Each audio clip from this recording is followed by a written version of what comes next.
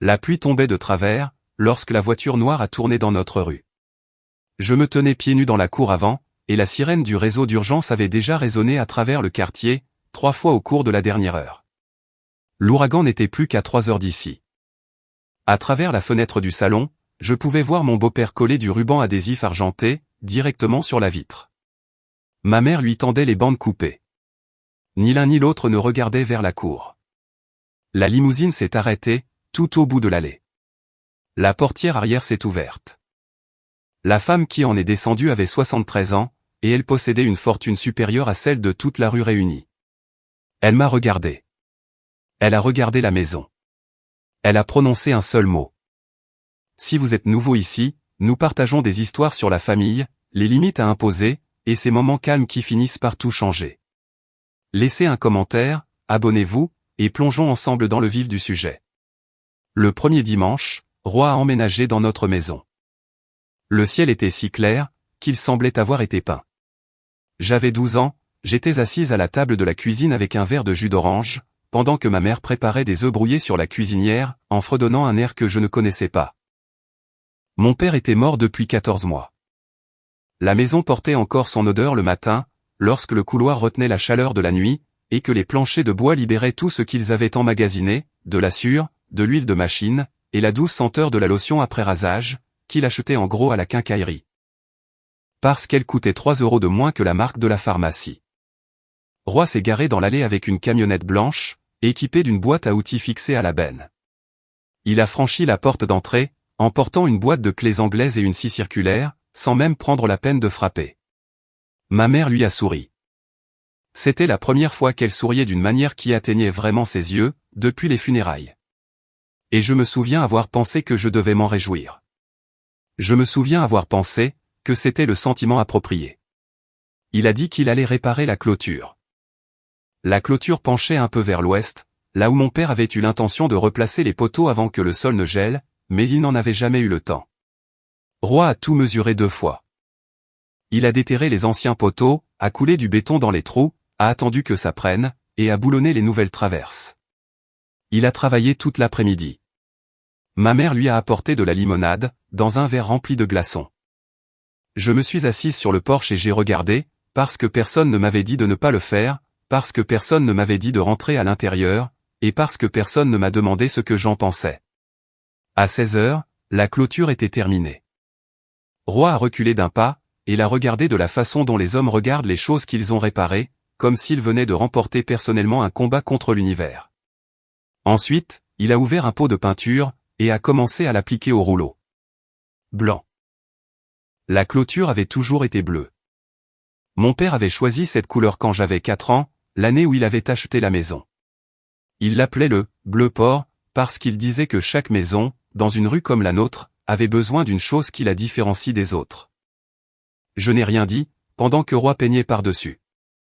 J'ai fini mon jus, je suis rentré à l'intérieur, j'ai lavé mon verre, et je l'ai mis dans l'égouttoir. C'était le premier dimanche. Il y en aurait 832 autres. Roi ne criait pas. C'était la chose que les gens ne comprenaient jamais, quand j'essayais de l'expliquer plus tard. Il n'élevait pas la voix. Il ne jetait pas les objets. Il ne frappait pas. Ce que faisait Roi était bien plus silencieux que tout cela, et cela fonctionnait bien mieux. Il a réorganisé la maison, une pièce à la fois. Les photographies de mon père ont disparu du couloir, dès le premier mois. Pas tout en même temps. Un cadre disparaissait un mardi, un autre disparaissait un jeudi. En décembre, la seule photo de mon père qui restait dans la maison, était une photo format portefeuille que je gardais au fond de mon tiroir à chaussettes, pressé entre 2 morceaux de carton découpés dans une boîte de céréales. Roi a changé le numéro de téléphone de la maison, et il a dit à ma mère que c'était à cause des démarcheurs téléphoniques. Ma grand-mère a appelé l'ancien numéro pendant 3 semaines, avant de réaliser qu'il avait été déconnecté. À ce moment-là, Roi m'avait déjà dit qu'elle ne voulait plus me parler. Il l'a dit tout simplement, de la même façon dont on dit que la pelouse a besoin d'être tondue. Ta grand-mère est occupée avec sa propre vie, Francis. Ne le prends pas personnellement. Il ouvrait le courrier, avant même que quiconque n'y touche. Chaque enveloppe qui passait par la fente de la porte, passait d'abord par les mains de Roi. Il triait le tout sur le comptoir de la cuisine avec un couteau à beurre, tranchant chaque enveloppe pour l'ouvrir, lisant son contenu, puis laissant celle qu'il jugeait appropriée en une petite pile, près du téléphone. Je ne savais pas, à l'époque, ce qu'il cherchait. Je ne le comprendrais que 16 ans plus tard.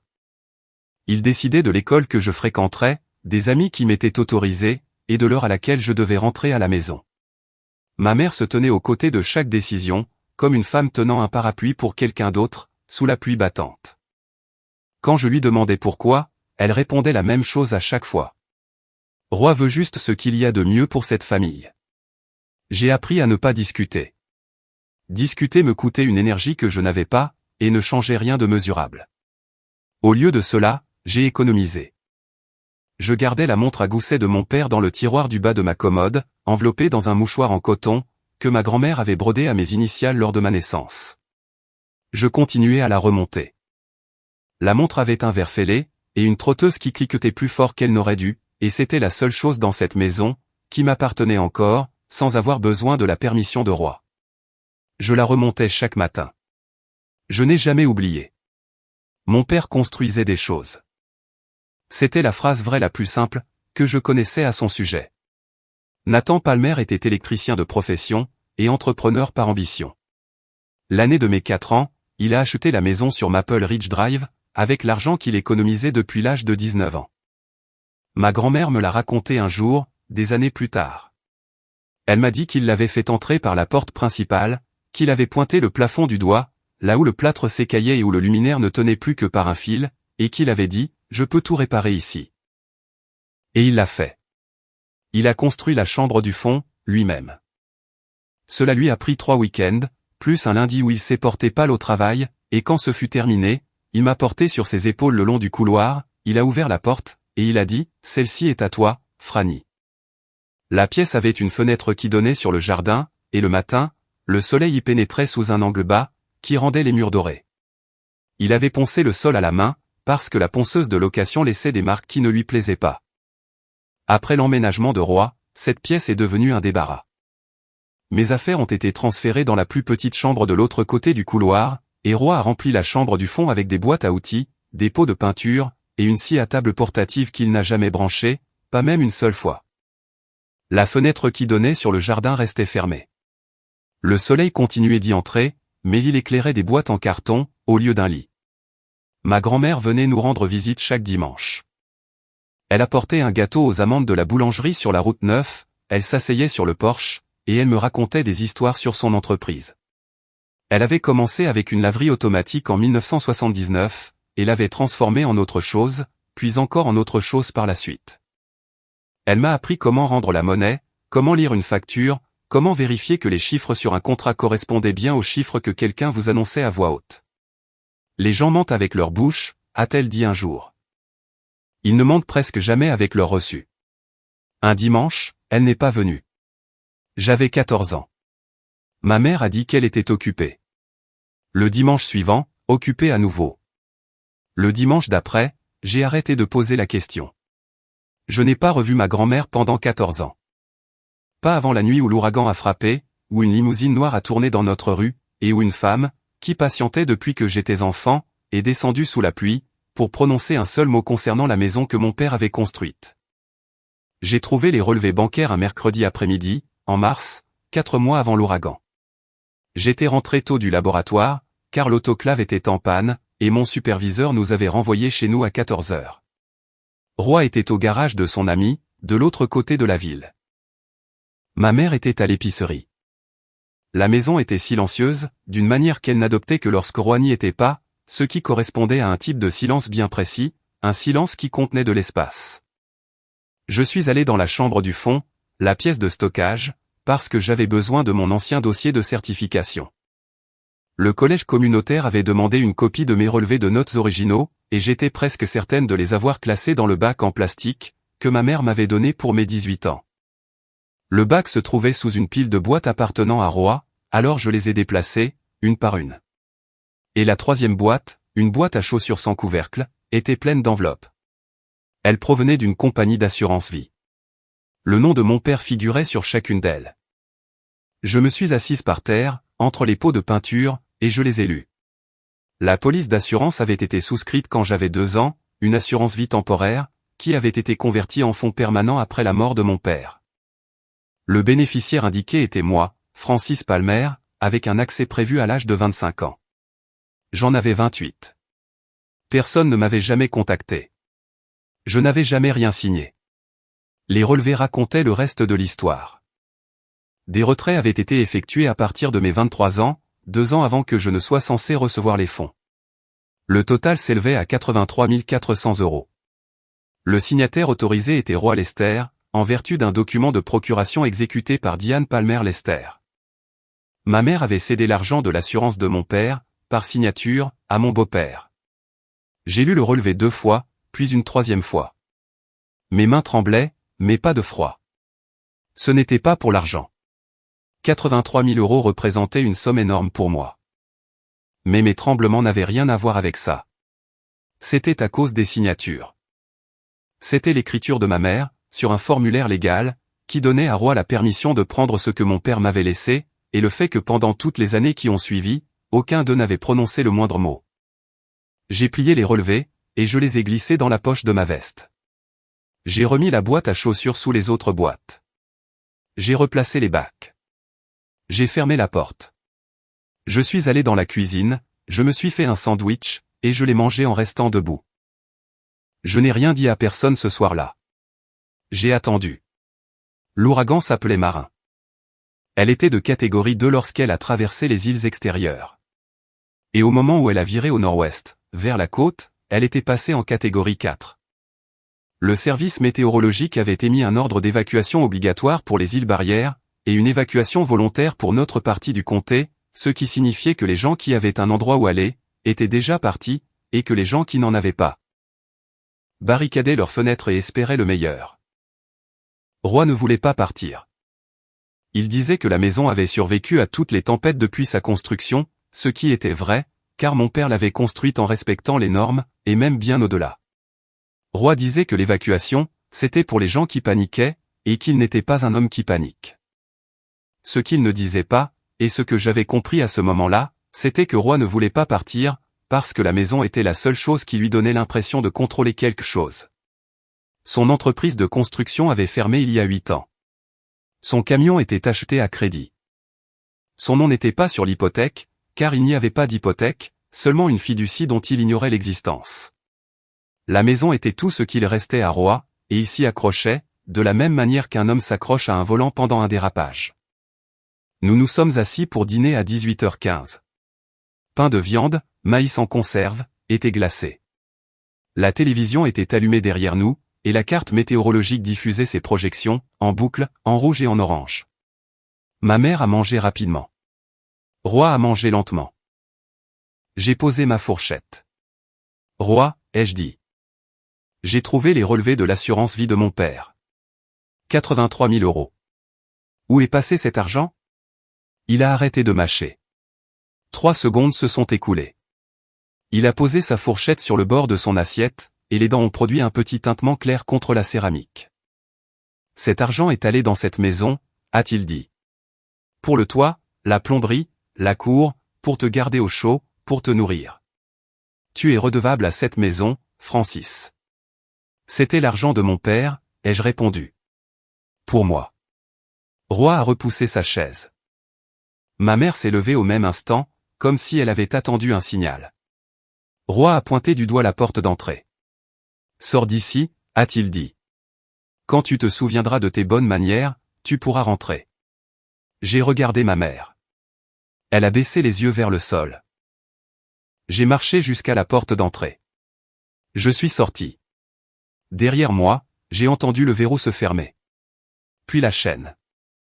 Puis le bruit des pas de ma mère, retournant vers la cuisine. La pluie était chaude, au début. Puis elle ne l'a plus été. Je suis resté debout dans la cour pendant 11 minutes, avant de commencer à marcher. Je sais que c'était 11 minutes, parce que j'ai compté. Compter, c'était ce que je faisais quand les choses allaient mal. Au laboratoire, quand un échantillon revenait avec une erreur, que le médecin à l'autre bout du fil était en colère, et que les chiffres n'étaient pas ce que tout le monde espérait, je comptais les secondes, jusqu'à ce que je puisse parler sans que ma voix ne se brise. 11 minutes. Le vent se levait. La pluie était passée d'un rythme régulier, à des rafales cinglantes, le genre de pluie qui vous arrive de côté, et qui frappe votre peau comme du gravier. J'ai marché jusqu'au bord de l'allée, et j'ai regardé de part et d'autre de la rue. Les lumières des porches étaient allumées sur certaines maisons. D'autres étaient plongées dans le noir, barricadées, abandonnées. La maison de Madame Meredith, de l'autre côté de la rue, avait une seule lampe allumée à la fenêtre du salon, et je pouvais distinguer sa silhouette, debout derrière le rideau.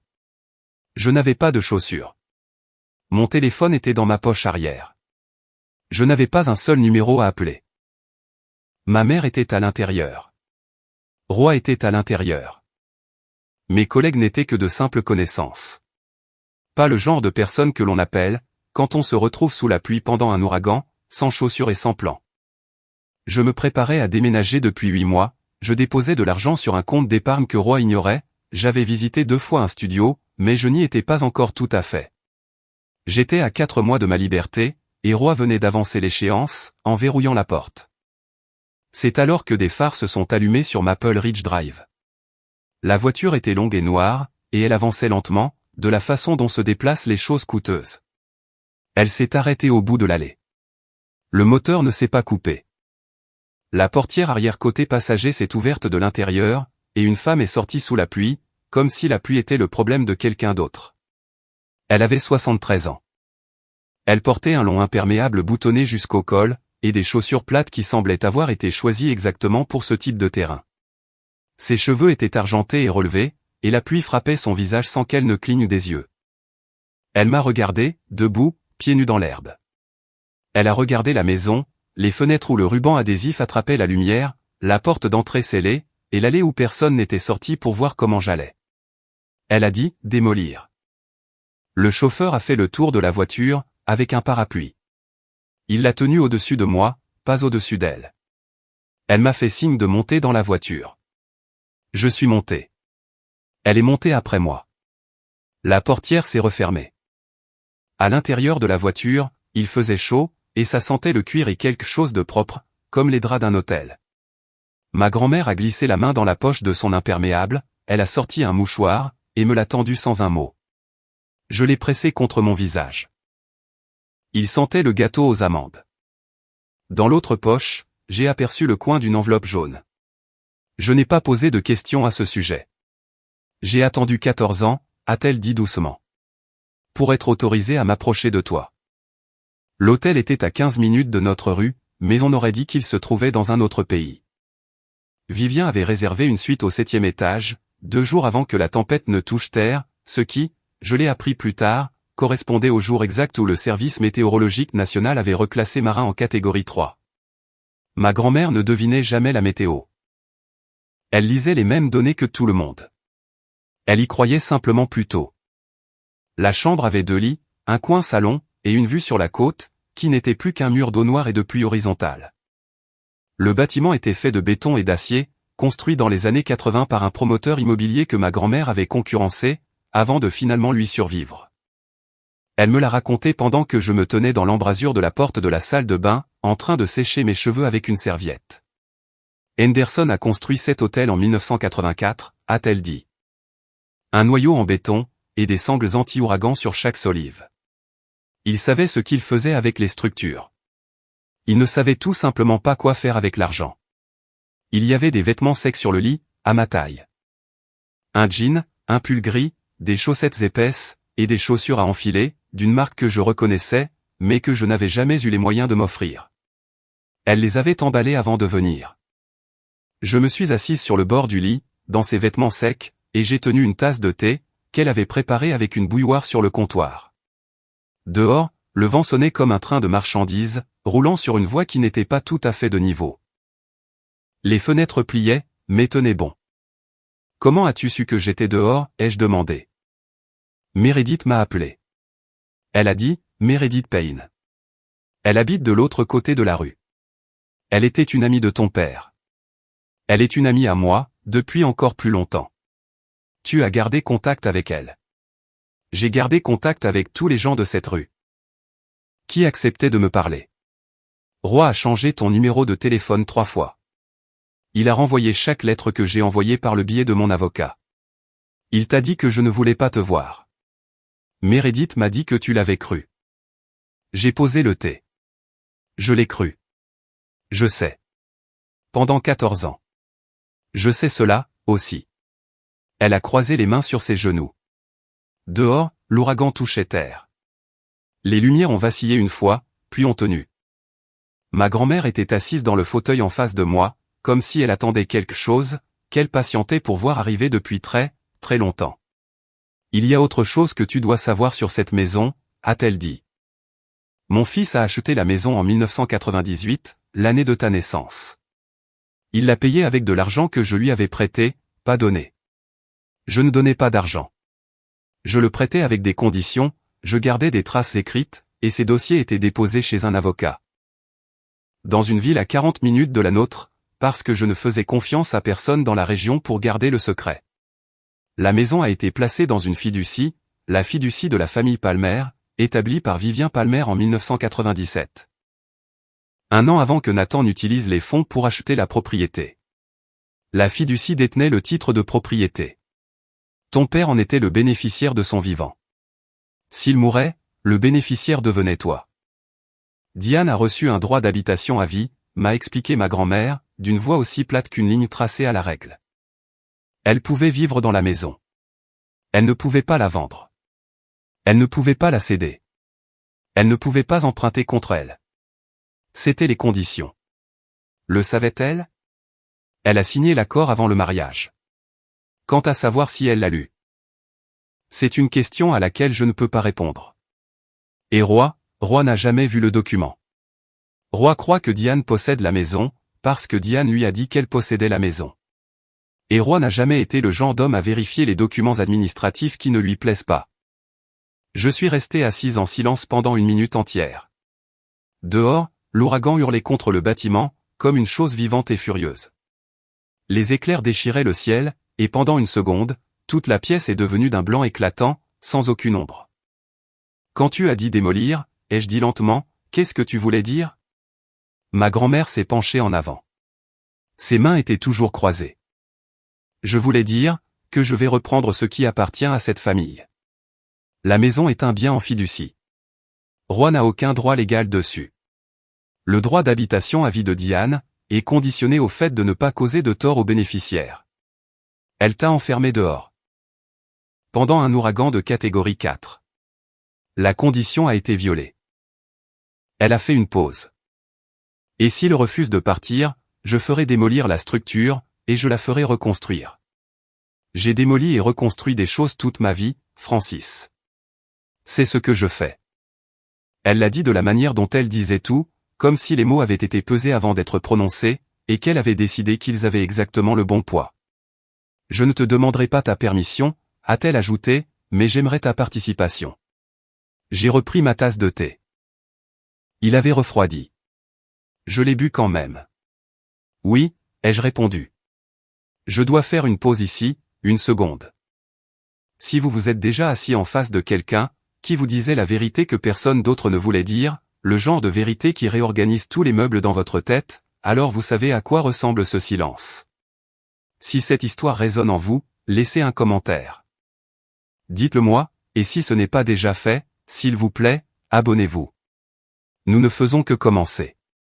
La tempête est passée vers 3 heures du matin. Je le sais, parce que j'étais réveillé. Ma grand-mère dormait dans l'autre lit, son imperméable plié sur le dossier de la chaise, ses chaussures plates alignées près de la porte, et elle n'a pas bougé une seule fois pendant le pire de la tempête. Je lui ai demandé le lendemain matin, comment elle avait pu dormir pendant un ouragan de catégorie 4. Elle a répondu qu'elle avait dormi à travers pire en 1989, quand une banque avait essayé de saisir sa deuxième propriété, et qu'elle avait passé la nuit précédant l'audience, dans un motel près du tribunal, à éplucher des documents. La météo est temporaire, a-t-elle dit. Les formalités administratives sont permanentes. Au matin, la côte semblait avoir été vidée, puis remontée à l'envers. Des arbres étaient tombés en travers des routes. Un bateau de la marina avait fini dans un parking, à 2 pâtés de maisons à l'intérieur des terres. Les lignes électriques pendaient entre leurs poteaux comme du linge mouillé, mais l'hôtel, lui, tenait bon. Et un peu plus loin sur la route, quand nous sommes passés en limousine, avec le chauffeur naviguant prudemment autour des débris, notre rue tenait bon, elle aussi. Des toits abîmés, des bardeaux manquants, des cours pleines de branches, mais les maisons étaient debout. La maison de mon père était debout. Il l'avait construite pour survivre exactement à ça. Ma grand-mère avait un avocat qui nous attendait à l'hôtel, cet après-midi-là.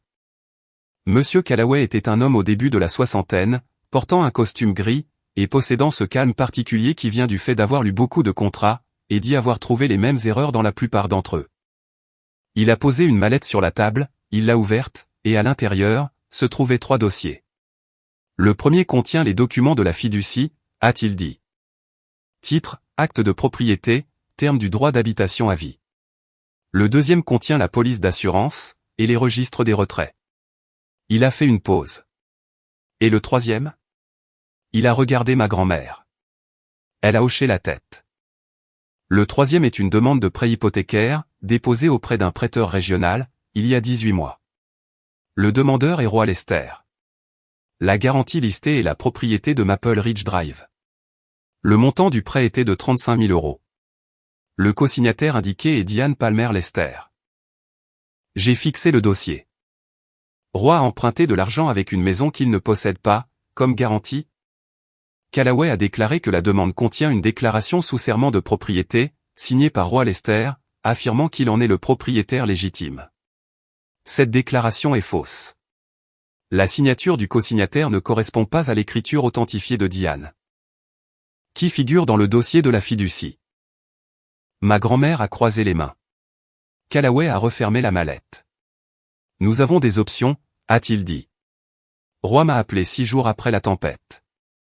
Le courant avait été rétabli dans la majeure partie du quartier à ce moment-là, et les gens traînaient des moquettes mouillées sur le trottoir, et empilaient des branches au bord de la route, pour que les camions du comté viennent les ramasser. J'étais assise dans l'appartement que ma grand-mère avait loué pour moi, un 2 pièces au 3e étage d'un immeuble près de l'hôpital où je travaillais, quand mon téléphone a vibré. C'était un numéro que je reconnaissais, mais que je n'avais pas vu depuis des années. Le portable de Roy. Francis. Sa voix était contrôlée, de la façon dont elle l'était toujours. Claire, mesurée, comme s'il lisait un script qu'il avait écrit dans sa tête. J'ai reçu une lettre d'un avocat. Je veux savoir à quel jeu tu joues. Je n'ai pas répondu. Il a attendu 3 secondes, puis a continué. C'est à propos de l'argent de l'assurance. Je comprends. Tu es contrarié. Mais cet argent a fait tourner la maison. Il t'a permis d'avoir de la lumière. Il a mis de la nourriture sur la table pendant 16 ans.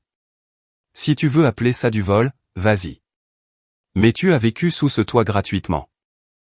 Et tu dois bien plus que tu ne le penses. J'ai écouté.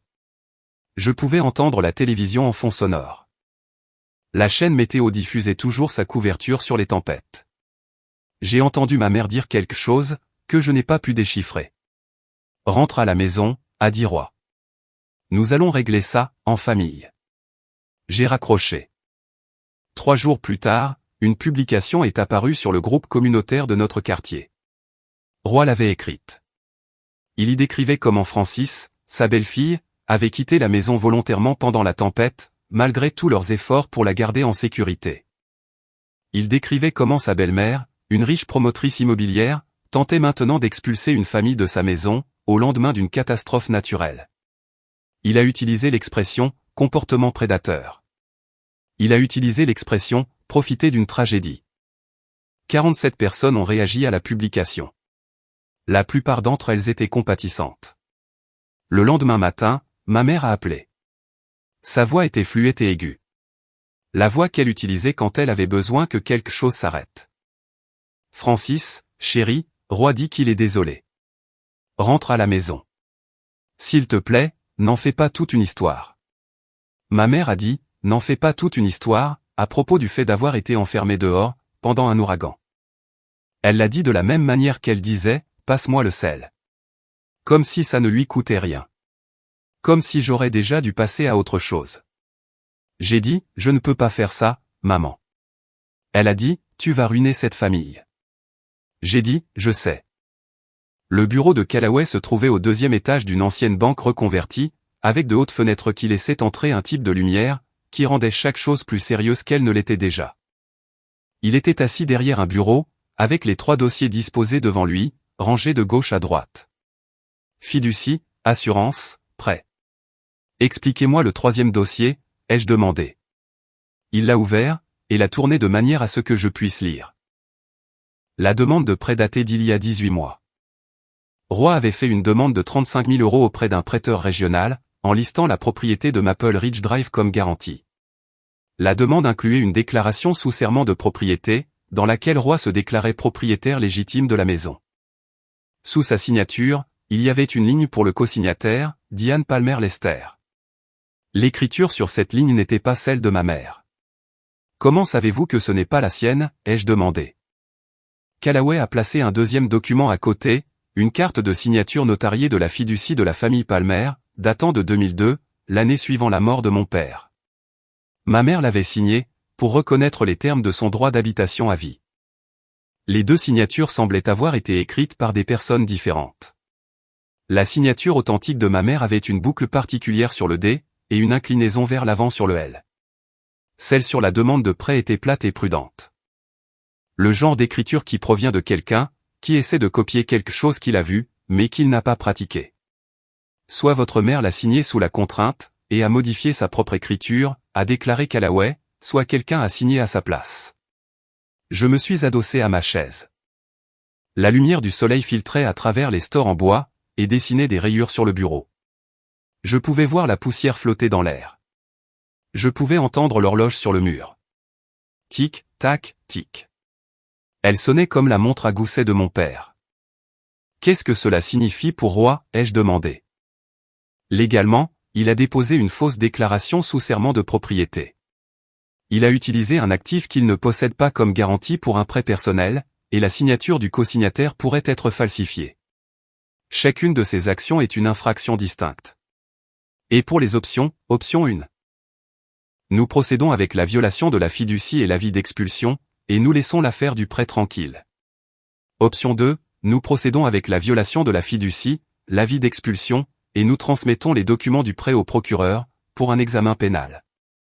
Je tenais le papier dans ma main. La signature de Roy. Le nom de ma mère écrit avec une écriture qui n'était pas la sienne. Pendant 16 ans, Roy avait été celui qui décidait de ce qui se passait dans cette maison. Maintenant, c'était moi qui décidais de ce qui lui arriverait. Je n'ai pas pris de décision ce jour-là. Callaway m'a dit de prendre le week-end pour y réfléchir, et je l'ai fait. Je suis retourné à l'appartement, et je me suis assise sur le lit, avec le dossier sur mes genoux. La fenêtre était ouverte sur le son de la ville, qui se remettait en état après la tempête, des tronçonneuses et des générateurs, le bip des camions de service reculant dans les rues, la machinerie ordinaire des gens réparant ce qui avait été brisé. J'ai lu les documents à nouveau. Puis je les ai relus.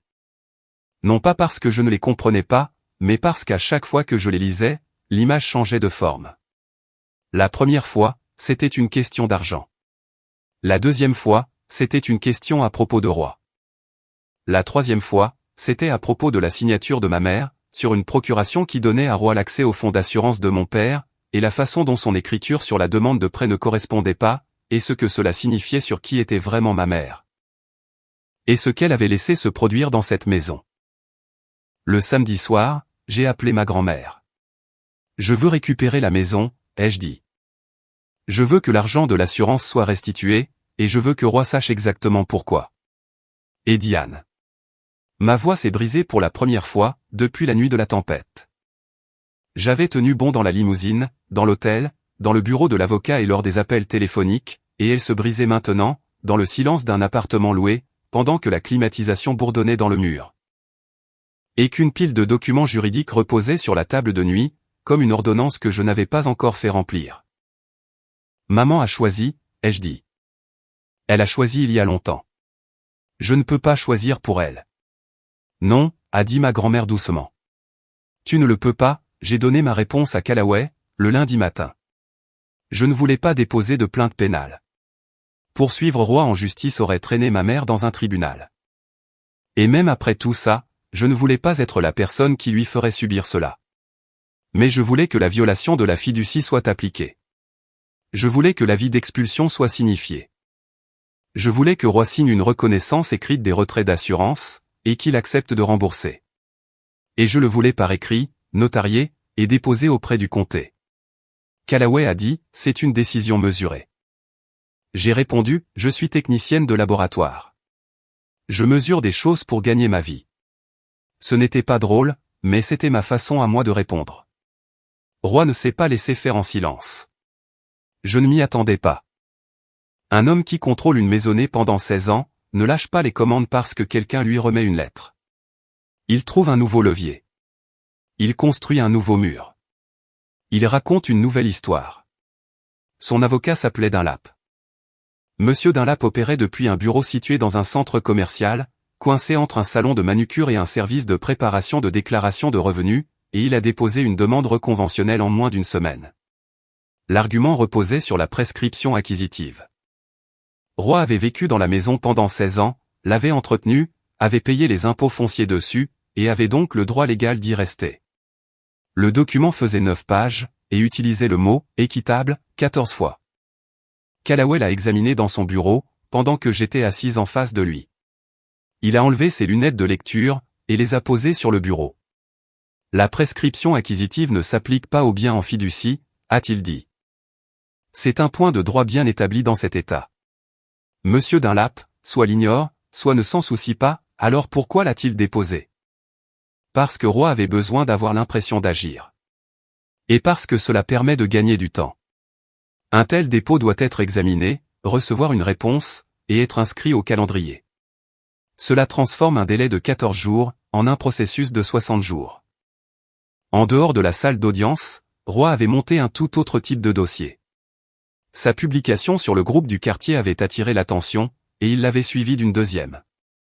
Cette fois, il décrivait Vivien comme une promotrice immobilière d'entreprise, ciblant les familles de travailleurs déplacés par l'ouragan.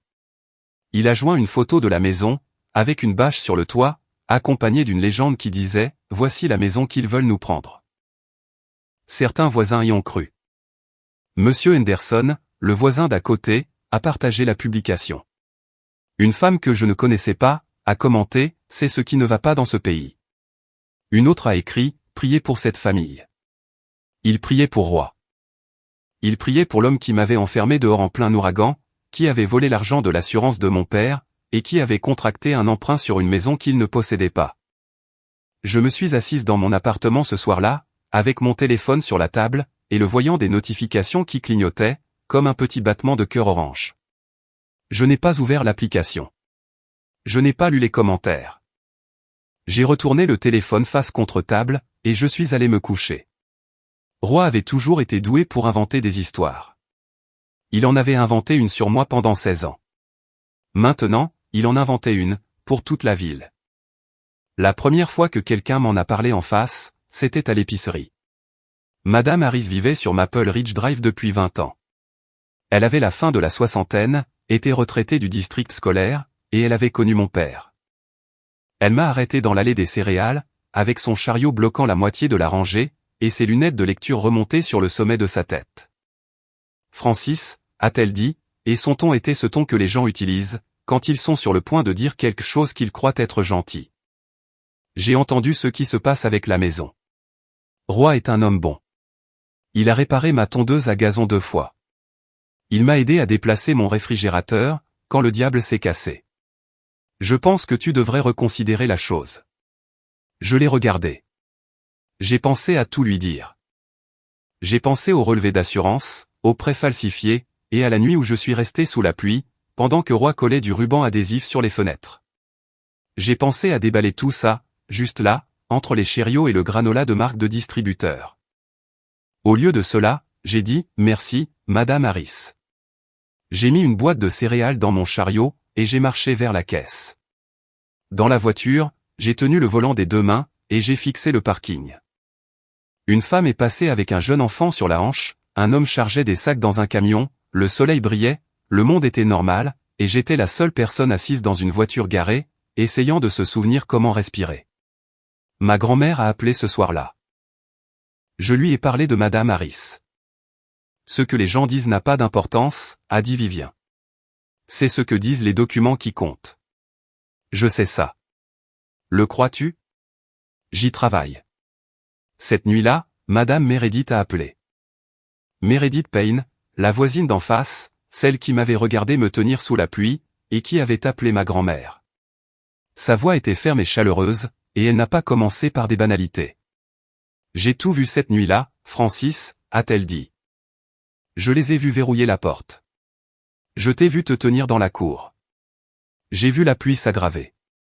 J'ai appelé ta grand-mère, parce que je ne savais pas quoi faire d'autre, et j'attendais que quelqu'un m'interroge à ce sujet.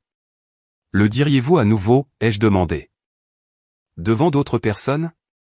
Devant quiconque le demandera. Oui. Je l'ai remercié. J'ai raccroché. Je suis resté debout dans la cuisine de mon appartement, pendant un long moment.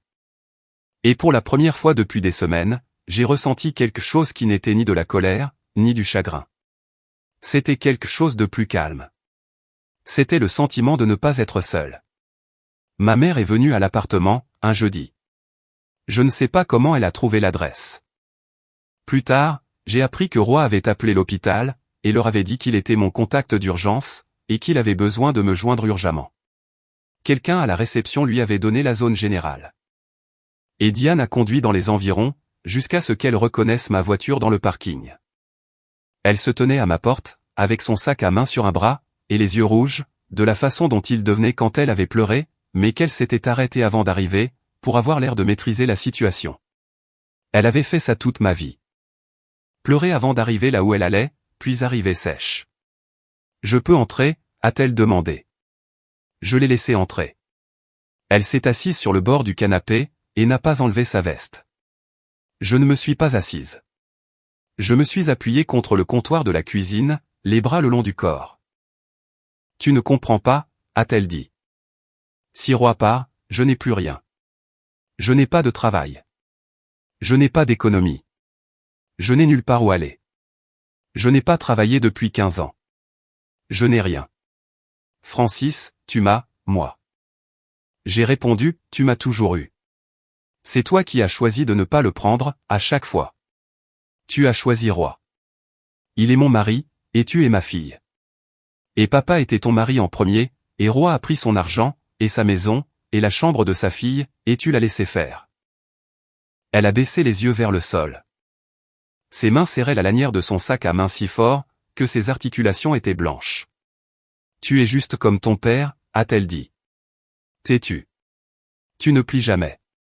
Papa a construit cette maison, ai-je dit. Roy s'est contenté de repeindre la clôture par-dessus. Elle s'est levée. Elle a pris son sac à main. Elle a marché jusqu'à la porte, l'a ouverte, et a fait un pas dans le couloir. Elle ne s'est pas retournée. Elle n'a pas demandé si j'allais bien. Elle a marché dans le couloir, et j'ai écouté ses pas, jusqu'à ce qu'ils s'évanouissent dans la cage d'escalier. Et puis, il n'y a plus eu rien. J'ai fermé la porte. Je l'ai verrouillée. Je me suis assise par terre, le dos contre le mur, et j'ai pleuré, pour la première fois depuis la nuit de la tempête. J'ai pleuré jusqu'à ce que je sois vide, et puis je me suis arrêté.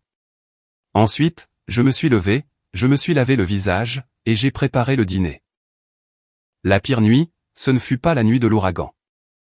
La pire nuit, fut 3 semaines plus tard, un mardi, seul dans l'appartement avec toutes les lumières éteintes, mon téléphone posé face vers le haut sur la table de nuit, brillant de notifications que je m'étais promis de ne pas lire. Je les ai lues. Les commentaires sur les publications de Roy s'étaient multipliés.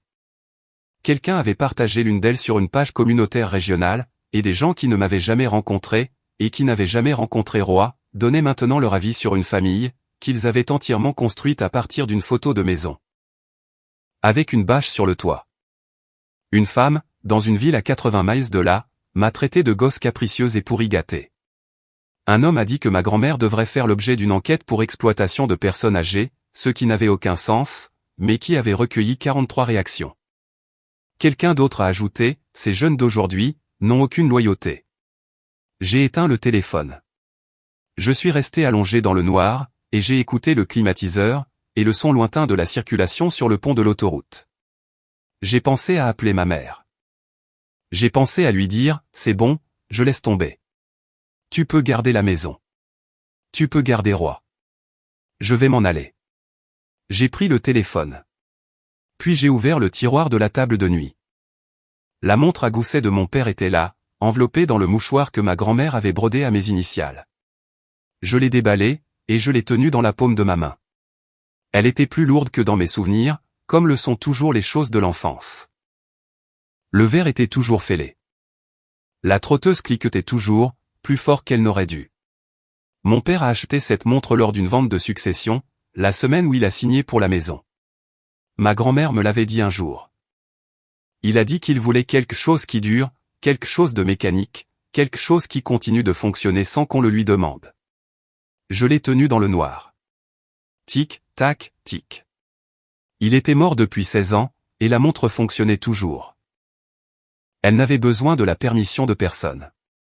Elle n'avait pas besoin de se justifier. Elle n'avait pas besoin que Roy la remonte, ni que Diane l'approuve, ni que des inconnus sur Internet la valident. Elle continuait, tout simplement. J'ai reposé le téléphone sur la table de nuit. Je n'ai pas appelé ma mère. Je suis resté allongé là, à tenir la montre, jusqu'à ce que ma main devienne chaude, que le tic-tac s'accorde avec mon battement de cœur, et je me suis endormi sans l'avoir décidé. Le matin, je me suis levé, et je suis allé travailler. J'ai analysé des échantillons. J'ai lu des résultats. J'ai mesuré des choses. C'était suffisant. J'ai appelé ma grand-mère, à 7 heures le lendemain matin. Elle a décroché à la première sonnerie, ce qui m'a indiqué qu'elle attendait. Je suis désolé de ne pas avoir répondu hier soir, ai-je dit. Tu n'as pas besoin de t'excuser pour avoir eu besoin de temps. Je sais, mais je suis désolé quand même. Et je suis prête. Rendez-vous au bureau de Callaway à 8 heures. Ma grand-mère y était déjà, assise sur la chaise réservée aux clients, avec son manteau plié sur la coudoir, et une tasse de café noir sur le bureau, qu'elle avait apporté de l'hôtel. Callaway avait les dossiers ouverts devant lui, et un bloc-notes juridique avec des notes manuscrites dans les marges. Nous avons monté le dossier, de la manière dont on construit tout ce qui a besoin de durer, une pièce à la fois. L'acte de propriété de la fiducie de la famille Palmer, daté de 1998, nommant Nathan Palmer comme bénéficiaire. L'amendement à la fiducie déposé après la mort de mon père, transférant la désignation du bénéficiaire à moi, Francis Palmer. L'accord de droit d'habitation à vie, signé par Diane Palmer-Lester en 2002, avec sa clause conditionnelle. Les relevés de la police d'assurance, montrant 83 400 € de retrait non autorisé. La demande de prêt, avec la fausse déclaration de propriété de Roy, et la signature ne correspondant pas. Et une déclaration sous serment de Meredith Payne, notariée la veille, attestant que la nuit de l'ouragan, elle avait observé depuis la fenêtre de son salon, que la porte d'entrée de la maison avait été verrouillée de l'intérieur, pendant que Francis Palmer se tenait dans la cour, sous la pluie. Callaway a préparé l'avis final. 14 jours pour quitter les lieux. Une conformité volontaire. Si Roy ne s'y conformait pas, le bureau du shérif exécuterait l'ordre. J'ai également écrit une lettre. Pas à Roy, mais à ma mère. Ce n'était pas une longue lettre. Je n'ai pas demandé d'excuses.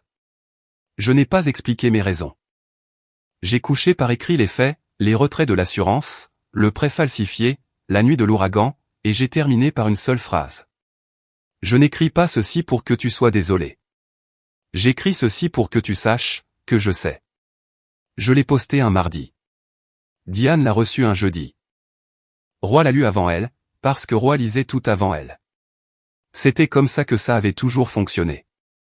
Ce qui s'est passé ensuite, n'était pas quelque chose que Roy avait prévu. Roy s'est rendu à l'hôtel, un vendredi après-midi. Il avait obtenu l'adresse par quelqu'un du quartier. Je n'ai jamais découvert par qui. Il a garé son camion dans la zone de livraison, et a traversé le hall d'entrée sans s'arrêter à la réception. Il devait avoir l'air d'un homme déterminé, car personne ne l'a questionné, jusqu'à ce qu'il soit déjà en train de marteler la porte de la chambre 714. Ma grand-mère a ouvert. Elle portait un gilet gris et des lunettes de lecture, et elle a regardé Roy, de la façon dont elle regardait un entrepreneur qui s'était pointé sans son devis. Vous n'avez aucun droit, a dit Roy. Sa voix était plus forte que je ne l'avais jamais entendue. Roy était un homme qui gardait son volume bas, parce qu'il croyait que le volume était une faiblesse. Mais c'était l'ancien roi, le roi qui croyait avoir le contrôle. Ce roi-là avait lu ma lettre, et l'avis de Callaway le même jour, et le contrôle avait disparu. J'ai vécu dans cette maison pendant 16 ans, a-t-il dit. J'ai réparé le toit. J'ai remplacé le chauffe-eau. J'ai peint tous les murs. J'ai payé les impôts fonciers. Cette maison est à moi. Ma grand-mère s'est écartée, pour qu'il puisse voir la pièce derrière elle, le bureau, les dossiers, l'enveloppe jaune qu'elle avait transportée dans son imperméable la nuit de la tempête. Elle a glissé la main dans sa poche, la même poche, et a sorti l'enveloppe. Elle l'a ouverte. À l'intérieur, se trouvait l'acte de propriété original. Le nom de Nathan Palmer, la date d'achat, le tampon de la fiducie de la famille Palmer. Elle l'a tendu, pour que Roy puisse le lire. Vous avez payé les impôts fonciers, a-t-elle dit, la voix aussi stable qu'un mur porteur, avec l'argent de la police d'assurance vie de mon fils. Vous avez refinancé ma propriété sans autorisation. Et vous avez enfermé ma petite fille dehors pendant un ouragan de catégorie 4.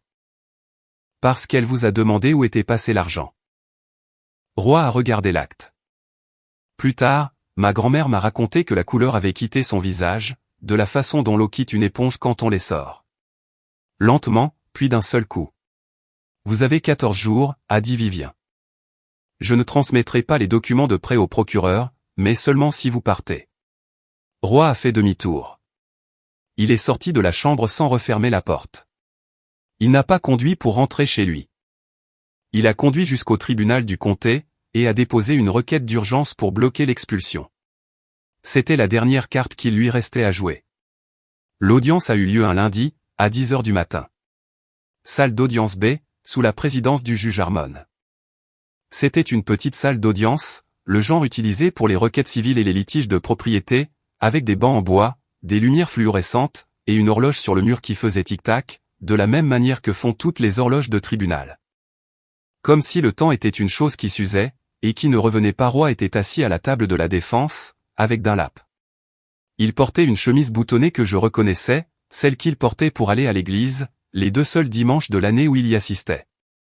Diane était assise derrière lui, sur le premier banc, les mains croisées sur ses genoux, fixant un poing sur le sol, situé quelque part entre ses chaussures et le bord du monde. J'étais assise à la table des plaignants, avec Callaway. Je portais un blazer que j'avais acheté dans une friperie la semaine précédente, et la montre à gousset fixée sur une courte chaîne autour de mon poignet, de la façon dont une femme porte un bracelet. Le verre fêlé a accroché la lumière de la fenêtre. Ma grand-mère était assise dans la 2e rangée, derrière moi. Elle portait un manteau sombre, et aucun bijou. Elle n'en avait pas besoin. Callaway a présenté les documents de la fiducie. Il a présenté les conditions du droit d'habitation à vie, et la clause conditionnelle. Il a présenté les registres des retraits d'assurance. Il a présenté la demande de prêt, avec la fausse déclaration de propriété, et la signature falsifiée. Il a présenté la déclaration sous serment de Meredith Payne, dûment notariée. Dunlap a plaidé la prescription acquisitive. Le juge Harmon a écouté pendant 4 minutes, puis a levé une main. Monsieur Dunlap, a dit le juge. La prescription acquisitive ne s'applique pas aux biens en fiducie dans cet état. Votre client n'a aucune revendication de propriété. Les documents de la fiducie sont clairs. La violation du droit d'habitation à vie est documentée, et la demande de prêt soulève des questions auxquelles je ne suis pas équipé pour répondre dans cette salle d'audience. Le juge s'est tourné vers Roy. Monsieur Lester, étiez-vous conscient que cette propriété était détenue par la fiducie de la famille Palmer? Roy a dégluti. Ma femme m'a dit que la maison était à nous. Votre femme n'avait pas l'autorité pour affirmer cela. Les termes de la fiducie sont sans ambiguïté. Le juge a fermé le dossier. La requête d'urgence est rejetée. L'avis d'expulsion est maintenu. J'ordonne également au greffier de transmettre les documents du prêt au bureau du procureur pour un examen indépendant. Roy est resté immobile. Diane n'a pas levé les yeux. Dunlap a rassemblé ses papiers. L'horloge faisait tic-tac. Je me suis levé. Derrière moi, les yeux de ma grand-mère étaient fixés sur la montre à mon poignet. Je me suis tourné, j'ai vu son visage, et pour la première fois dans toutes ces semaines depuis que je l'avais retrouvée, ses yeux brillaient de quelque chose qu'elle n'a pas essayé de cacher. Pendant 16 ans, Roy avait été celui qui décidait de ce qui se passait dans cette maison. Le juge venait tout juste de remettre les clés, entre les mains de quelqu'un d'autre. Ils ont déménagé un samedi, 14 jours après l'audience. Un camion de location a reculé dans l'allée à 8h du matin, et Roy et Diane ont porté des boîtes jusqu'au haillon, dans un rythme qui donnait l'impression qu'ils s'y étaient entraînés. Peut-être qu'ils l'avaient fait. Peut-être qu'ils emballaient depuis que le juge avait prononcé le mot « rejeté » et que le son de ce mot avait frappé la poitrine de Roy, comme une porte qui se refermait de l'intérieur. Je me tenais sur le trottoir, de l'autre côté de la rue. Je ne me suis pas approché. Je ne voulais pas être dans la cour. La cour était à moi, légalement. Enfin. Mais m'y tenir debout, pendant qu'il chargeait le camion, ressemblait au mauvais type de proximité, le genre qui transforme la justice en spectacle. Alors, je suis resté sur le trottoir, les mains dans les poches de ma veste, et j'ai regardé. Les voisins sont sortis. Pas tous, mais suffisamment. Monsieur Henderson s'est tenu sur son porche, avec une tasse de café. Une femme, 2 maisons plus loin, s'est appuyée contre sa boîte aux lettres. Madame Harris a traversé la rue, pour venir là où je me trouvais. Elle portait un gilet et des baskets, elle s'est arrêtée à côté de moi, et n'a rien dit pendant un long moment. « Je te dois des excuses », a-t-elle dit. Je ne savais pas, j'ai hoché la tête. Je n'ai pas dit que ce n'était pas grave, parce que ce n'était pas le cas. Mais j'ai hoché la tête parce qu'elle était là, et que c'était déjà quelque chose. Diane a passé la porte d'entrée, en portant la dernière boîte. Elle était petite, le genre de boîte dans laquelle on garde des photos, des lettres, ou les choses qu'on ne veut pas perdre pendant un déménagement. Elle a descendu les marches du Porsche, et s'est arrêtée quand elle est arrivée à ma hauteur. Roy était déjà dans le camion, le moteur en marche, les yeux fixés droit devant lui, à travers le pare-brise. Ma mère m'a regardé. Ses yeux étaient secs. Son visage était tiré et fatigué. Le visage d'une femme qui a passé 3 décennies à prendre des décisions, qui l'ont gardé en sécurité, et lui ont fait perdre tout le reste. Ton père serait fier, a-t-elle dit doucement, comme si c'était quelque chose qu'elle retenait dans sa bouche depuis des semaines, et qu'elle relâchait enfin. Ensuite, elle a marché jusqu'au camion, elle est montée, et a fermé la porte. Roy a reculé hors de l'allée, le camion de location a quitté Maple Ridge Drive, et ils étaient partis. Ma grand-mère est venue, et s'est tenue à mes côtés. Elle a posé sa main sur mon épaule. Elle n'a rien dit. Elle n'en avait pas besoin. J'ai acheté la peinture un dimanche. Du bleu porc. J'ai dû faire une commande spéciale, car la quincaillerie ne l'avait pas en stock, et l'homme derrière le comptoir m'a demandé « Vous êtes sûr de ça ?» La plupart des gens optent pour le blanc ou le gris. Je lui ai dit que j'étais sûr. Il a fait le mélange, a mis le couvercle, et a dit « Ça va ressembler à l'océan ». J'ai répondu « C'est l'idée ». J'ai commencé à peindre à 9 h du matin. La clôture était encore blanche, encore du blanc de Roy. Et à mesure que je passais le rouleau bleu dessus, chaque planche changeait, comme une page qui se tourne. L'ancienne couleur disparaissait. La nouvelle couleur, la couleur originale, la couleur de mon père, prenait sa place. Meredith a traversé la rue, avec un pichet de limonade et 2 gobelets en plastique. Elle s'est assise sur la marche du Porsche, et m'a regardé travailler. Et entre 2 planches, elle m'a raconté des histoires sur mon père. Comment il vérifiait tout 2 fois. Comment il avait passé, un jour, 3 heures à mettre une seule étagère de niveau, parce qu'il pouvait percevoir une inclinaison d'1/4 de degré, que personne d'autre ne voyait. Comment il coupait mon gâteau d'anniversaire chaque année avec un canif, parce qu'il disait qu'un canif était l'outil le plus honnête qu'un homme puisse porter. Il aurait aimé cette couleur, a-t-elle dit. C'est lui qui l'a choisie, ai-je répondu. Ma grand-mère a appelé à midi. As-tu besoin de quelque chose? Non, j'ai tout ce dont j'ai besoin. Il y a eu un silence sur la ligne. Je pouvais l'entendre respirer, de la façon dont vous pouvez entendre quelqu'un sourire à travers le téléphone, quand le silence est le bon type de silence.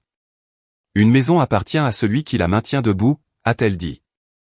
Les mots de mon père, prononcés avec la voix de ma grand-mère, portés à travers une ligne téléphonique, par une femme qui avait attendu 14 ans d'avoir l'occasion de les dire. J'ai regardé la maison. La clôture était à moitié bleue. Le porche était balayé. La fenêtre de la chambre du fond, l'extension de mon père, mon ancienne chambre, maintenant à nouveau la mienne, était ouverte. Et le rideau bougeait dans la brise, comme s'il respirait. La maison était toujours debout, et moi aussi. 6 mois plus tard, voici ce qui avait changé. Roy et Diane avaient loué un appartement, dans une ville à 20 minutes à l'est. Roy avait trouvé du travail dans une petite entreprise de construction, qui fabriquait des remises et des abris d'auto. Et d'après ce que m'a dit Meredith, il quittait la maison tous les matins à 6h30, rentrait à 17h, et ne parlait pas beaucoup à qui que ce soit dans la rue, quand il passait par là pour se rendre à la quincaillerie. Le bureau du procureur a examiné les documents de près. Ils n'ont pas engagé de poursuite. Je leur avais demandé de ne pas le faire, et ma grand-mère était d'accord, non pas par miséricorde, mais par calcul. Un procès prendrait des mois. La maison était déjà à nous. L'argent était en train d'être remboursé, en vertu d'un accord notarié. Roy rembourserait les 83 000 € sur 7 ans, prélevés sur son salaire. Callaway surveillerait chaque paiement. Ma mère m'a envoyé une carte pour Thanksgiving. Pas de mots à l'intérieur, juste son nom. Diane. J'ai posé la carte sur le manteau de la cheminée, à côté d'une photo de mon père, debout sur le porche, avec un pinceau à la main. Je ne l'ai pas rappelé. Je n'étais pas prête. Je ne savais pas si je le serais un jour. Mais j'ai gardé la carte. Je travaillais au laboratoire. Je versais de l'argent dans la fiducie. Ma grand-mère avait transféré la maison à mon nom, via un document de fiducie modifié. Et je payais une petite mensualité, qui finirait par égaler le prêt initial que mon père avait contracté. C'était la condition de ma grand-mère, et j'ai accepté, parce que cela me semblait juste de mériter cette maison de la même manière que mon père l'avait mérité, un paiement à la fois. Vivien venait tous les dimanches. Elle apportait le gâteau aux amandes de la boulangerie sur la route 9, le même qu'elle avait l'habitude d'acheter quand j'étais enfant. Elle s'asseyait sur le porche, et me racontait des histoires sur des bâtiments qu'elle avait achetés, vendus, démolis et reconstruits. Et parfois, elle me racontait des histoires sur mon père, et c'était celle que je gardais le plus longtemps. Dimanche soir. Ma grand-mère était rentrée chez elle depuis 1 heure, le gâteau aux amandes était dans la cuisine enveloppé dans du papier d'aluminium, la lumière du porche était allumée, et la rue était calme, de la façon dont les rues sont calmes quand la journée est terminée, que les gens sont à l'intérieur. Et que le monde ne demande plus rien à personne. Je me suis assise sur le porche, avec la montre à gousset de mon père sur la table, à côté de moi. La trotteuse cliquetait dans le noir. Le verre était toujours fêlé. Il l'était depuis avant ma naissance, et il le serait encore longtemps après ma mort, et la montre continuerait à donner l'heure malgré tout, parce que c'était ce pourquoi elle avait été construite. La clôture était à nouveau bleue. Je pouvais la voir à la lumière du porche. Le bleu porc que mon père avait choisi, il y a 28 ans. La couleur que Roy avait recouverte de peinture, et que j'avais repeinte par-dessus. Au-delà de la clôture, la rue était sombre et immobile. La lampe du salon de Madame Meredith était allumée. Quelque part, un chien a aboyé une fois, puis s'est arrêté. Ma grand-mère n'a rien démoli. Elle a seulement repris ce qui avait toujours appartenu à cette famille. La maison, la vérité. La fille qui s'était tenue dehors. La clôture était à nouveau bleue. La montre continuait à donner l'heure. Et la maison de mon père, était toujours debout. Si cette histoire est restée avec vous, je veux avoir de vos nouvelles. Avez-vous déjà dû vous battre, pour quelque chose qui a toujours été à vous? Ou peut-être attendez-vous encore le bon moment pour vous lever? Laissez-le dans les commentaires. Et si vous connaissez quelqu'un qui a besoin d'entendre cela, partagez cette vidéo avec lui. Il y a d'autres histoires comme celle-ci sur cette chaîne. Le lien est dans la description. Merci de m'avoir écouté. Je le pense vraiment.